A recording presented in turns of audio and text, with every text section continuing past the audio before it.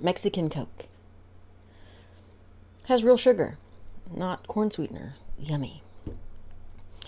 And I open it with my little bottle opener that Twish 1999 sent me, and I think of her every time I use it.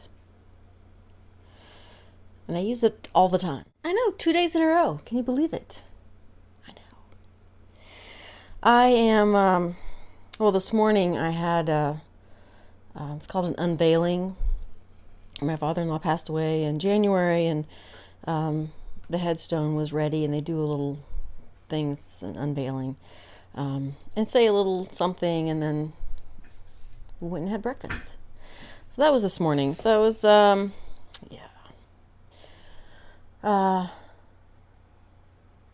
It's hard to believe it's been like 7 months already. 8 months, almost. 8. Oh, well, yeah, 8 months. Since he passed away. It's just, yeah, it's crazy. He had Alzheimer's, and anyway, he was a brilliant, brilliant man. He actually literally changed the world, and you don't know his name. Israel Scheinberg. He created the technology that then became the computer mouse. He worked for Howard Hughes back in the 50s, and the pilots, I guess, I don't know what plane they were working on, but they needed something that they could, I guess, operate something. So he created this ball that they could move, back and forth and around, that would then do whatever it needed to do. I don't really know the details of what that was, but I do know that it was basically the technology that then some other guy kind of made a mouse out of it. So yeah, that's pretty cool if you think about it. And then that wasn't even really his claim to fame. He invented the retinal display, the camera, the scanner. So yeah, that was him, and he believed that a scanner should operate like the human eye, and I guess that's, he developed that technology, and then that became kind of everything that we use today. Scanners. The post office uses it. When you send a letter, it goes to the machine and it's read by a scanner, and that's where the technology that he invented was first implemented, was the post office, in sorting letters and stuff. So that's huge. I think that's really cool, and I was lucky to know him. So great man. Anyway, that was this morning. So yeah, and now I'm back. I'm going to put, we've got 3 sliding glass doors back here that the trim around them has been rotting due to the sprinklers hitting them or just weather. So I've done 2, and I'm using this PVC material. It's like the molding. It's just like the regular molding that you see, but it's made out of PVC material, like PVC pipes, and it's really strong, and it won't rot. So I am replacing all the trim with this, and excuse me, I have one more door, which is the biggest problem so far, because underneath the door there was stucco, and when I was taking the old trim off, underneath was really, really wet. So we had to take the stucco. I had to actually hire it out this part because I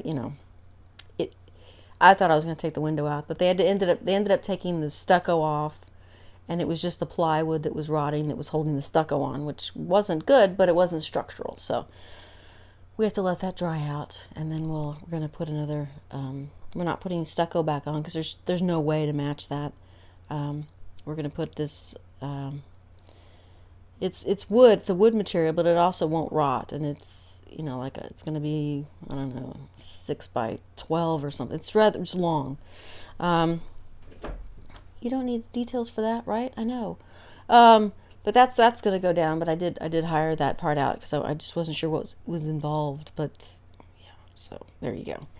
But I'm going to put this on today because we need to seal around that area, so that's what I'm doing. And that'll be the last. Well, I've got another door, but it's not a sliding glass door to do.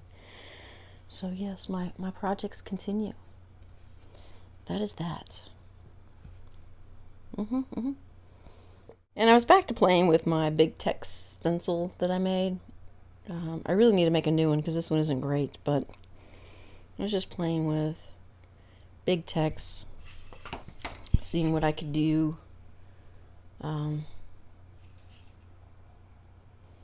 bad for my first stencil, but there's a lot of areas that aren't covered, obviously. If it's on white paper, you don't see that. You don't notice it, but anyway, I was just playing with those because it's fun.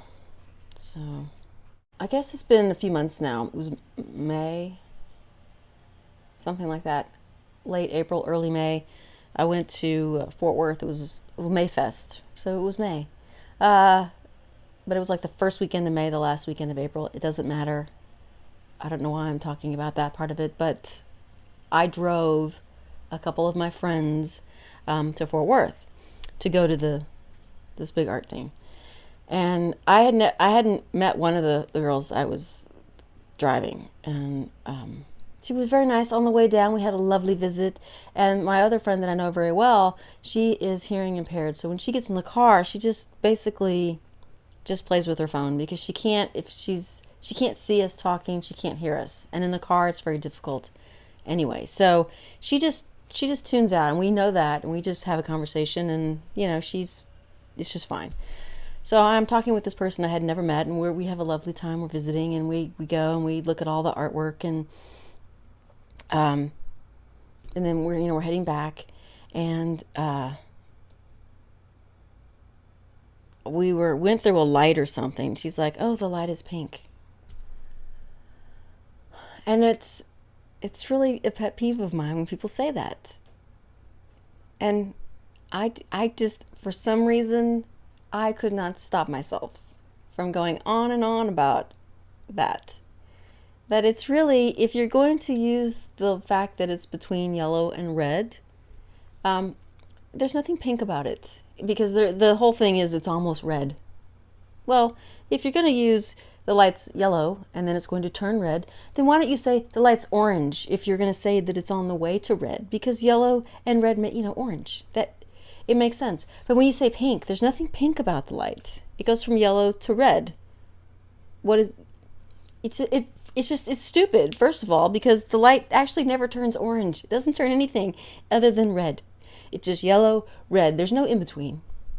But yet people continue to say, "Oh, it's pink." And that just, it bothers me a lot.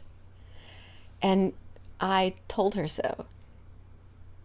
And I wasn't mean about it. I just said, I really personally think that if you're going to use that particular, blah, blah, blah, orange.